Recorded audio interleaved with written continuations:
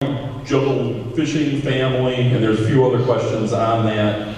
Just how do you do it all? You know, I know you're it is a challenge.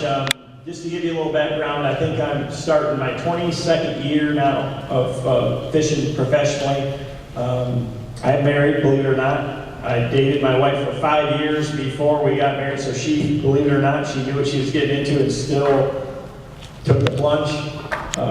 It's hard. You know, I'm coming off this year of the busiest travel year, really, of my career. I probably was gone 275 days this year.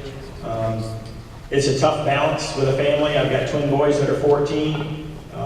You know, just tournaments are just a small part of the business that I have as a professional fisherman. My wife is my business manager, so that helps somewhat, and also there's times where it can lead to some extra frustration for her. But you know, we work real hard at it to try to mix business and family together, where, you know, some of the trips that we can take for events or for sponsor functions, things like that we all get to go to.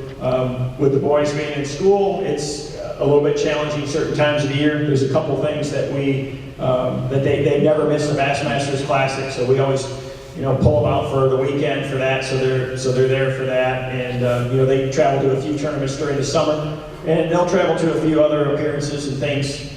Sometimes some of the shows, tackle shows, or television shows, things that I have to do. Either I'll get them involved in, or they'll travel along while I'm doing those things. You know, this past year I filmed an episode for Bass Pro Shops for their Outdoor World Fishing Show down in the Keys, catching sharks with my boys, which was, you know, anytime you get to fish for jaws, it's pretty cool, especially when you're 14 years old. So I think that show airs next week for them. So that was a real exciting time for them. And then on that same trip, we got to do some other fishing. We took a couple other trips out. They caught tarpon. We caught a bunch of snapper and things like that. They caught barracuda. They caught a lot of other fish. So we try to mix a little bit of that together. But the travel is the toughest part of my job, being on the road.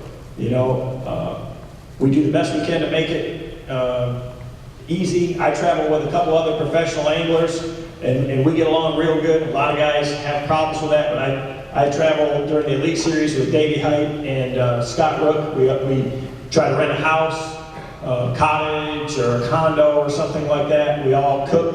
If one guy's not getting in till late, the other guys are doing the grocery shopping. You know, so we really help each other out like that. So it's kind of a team effort, but it is a challenge. And I'm going to tell you, there's nothing I hate worse than than drive-throughs. Necessary evil for what I do.